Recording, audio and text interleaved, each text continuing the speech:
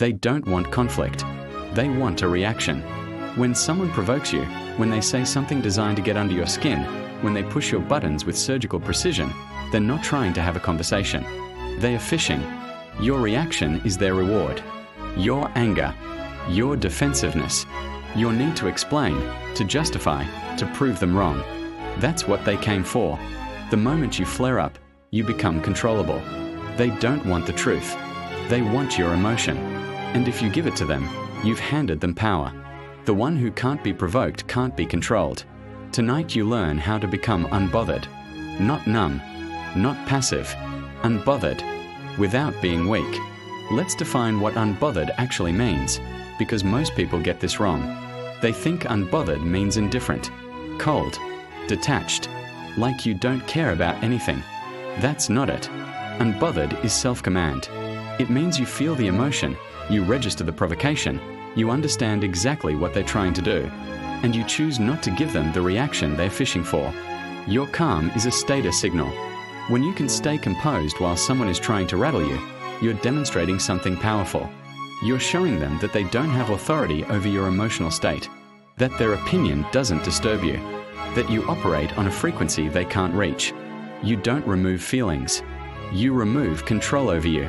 This aligns with a core concept in modern therapy that teaches you can acknowledge emotion without being ruled by it. You observe the feeling without letting it dictate your behavior. You feel the urge to react, and you choose a different path. Power is not reacting. Power is choosing. Before you can become unbothered, you need to understand why people provoke you in the first place.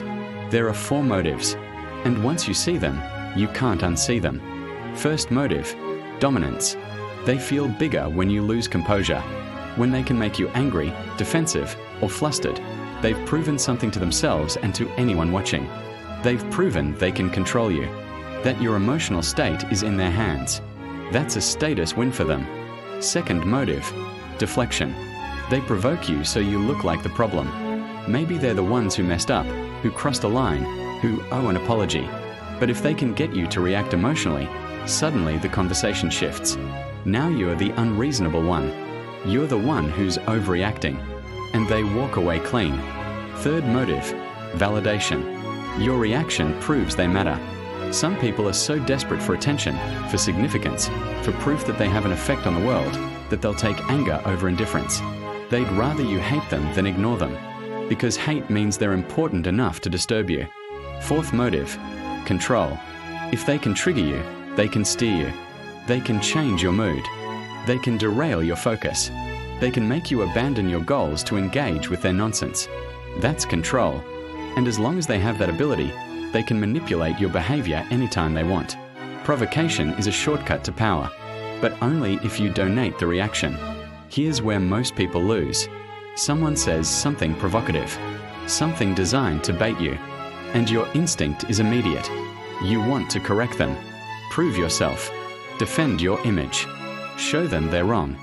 That instinct is the trap, because the moment you engage, the moment you start explaining yourself, defending your character, chasing their accusations with counterarguments, you've accepted their frame. You've stepped onto their stage. You're performing now, and they're the audience. The moment you defend, you accept their frame. You can be right and still look weak. Think about the last time someone provoked you and you took the bait. You probably spent 5, 10, 15 minutes explaining why they were wrong, proving your point, making your case. And at the end, did they apologize? Did they say, "You're right, I was wrong"? Or did they just keep pushing? Or worse, did they walk away feeling satisfied because they got exactly what they wanted? Your energy, your time, your emotional investment? The goal isn't to win a debate with someone who's baiting you. The goal is to maintain your composure and your standards. Here's the system. Unbothered 10 steps. Each one a discipline. Master these, and you become unshakable. U is for understand the game. The first step happens internally. Before you say anything, before you do anything, you recognize what's happening. Someone says something provocative. You feel that surge, that heat, that urge to respond. And instead of reacting, you name it internally. This is provocation. They want a reaction. I won't donate it. Naming the game creates distance. When you label what's happening, you shift from being inside the emotion to observing it.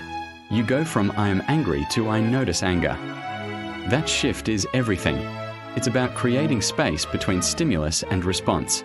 You break the automatic chain that goes provocation, anger, reaction. Now it goes provocation, recognition, choice. Your first win is recognizing the bait. N is for neutral face. Your face leaks more than your words. When someone provokes you and your jaw clenches, your eyes narrow, your forehead furrows, you've already lost. They can see they got to you. Your face confirmed it before you even spoke. Relaxed jaw. Deliberately release any tension. Soft eyes. Not glaring, not wide with shock, just neutral. Still shoulders. No defensive posture, no aggressive lean forward. No smirk. No glare. No fidgeting. Just calm, steady presence. Neutral equals authority. When they're emotional and you're not, the contrast creates power. B is for breathe and slow. The body goes first. When provocation hits, your heart rate spikes. Adrenaline floods your system. Your breathing becomes shallow and fast. And that physical state makes emotional voice inevitable. You can't sound calm when your body is in fight or flight. So you breathe. Inhale for 4 counts. Hold for 2 counts. Exhale for 6 counts. That long, controlled exhale activates your parasympathetic nervous system. It tells your body, we are not under threat. It lowers your heart rate. It brings you back to baseline. From that baseline, you can choose your response instead of being ruled by impulse. O is for 1 sentence only. Long answers are weakness in disguise. When you feel the need to explain for 3 paragraphs why they're wrong, why you're right, why you should be understood, you've already lost the frame. 1 sentence is a wall. It doesn't give them anything to argue with. It doesn't reveal your reasoning so they can attack it. It simply states reality and stops. Noted. 1 word. Acknowledgement without engagement. I'm not discussing this. Clear boundary. No explanation. That's not happening. Definitive statement. Period. We are done here. Exit line. Consequence. Brief. Firm responses don't invite prolonged conflict. T is for turn the frame back. Sometimes you don't want to just deflect. You want to expose what they're doing. You want to put the spotlight back on their behavior and remove their deniability. So you ask a simple question. What do you mean by that? This forces clarity. They made a provocative statement. Now they have to either own it or backpedal. Or, are you trying to be disrespectful? This names the game. You're not accusing. You're asking. And that question puts them in a position where they either have to admit their intent or deny it, which makes them look ridiculous. Another one is say it directly. This removes coded language. If they have something to say, they need to say it plainly. No more hints. No more games.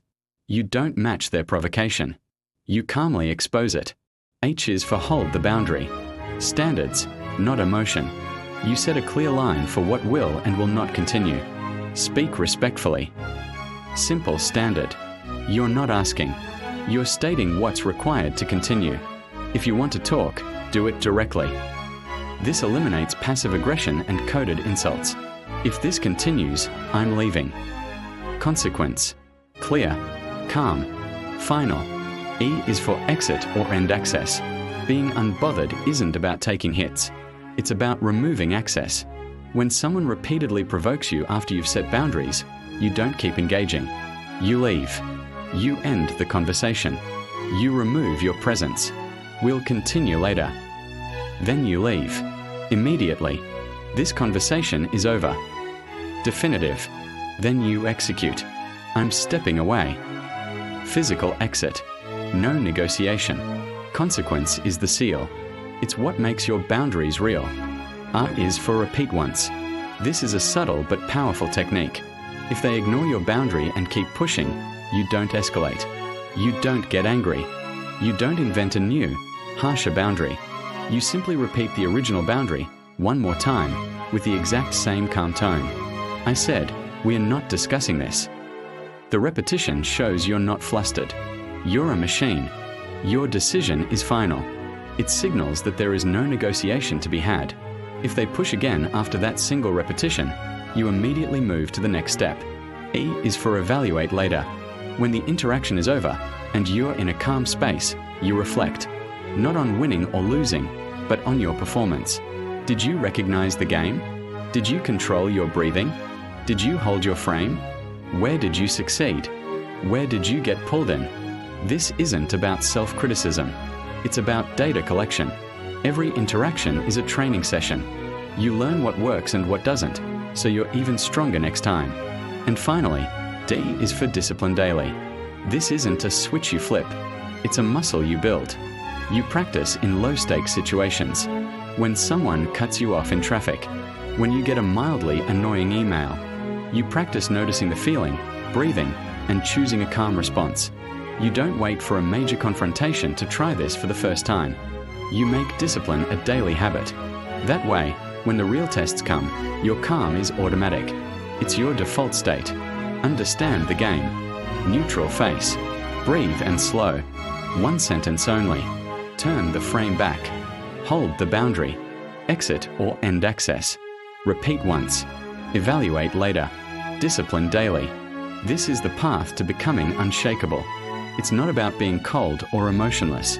It's about owning your emotional state so no one can use it against you. That is real power. Thanks for watching. Remember to subscribe for more content on mastering your psychology. See you next time.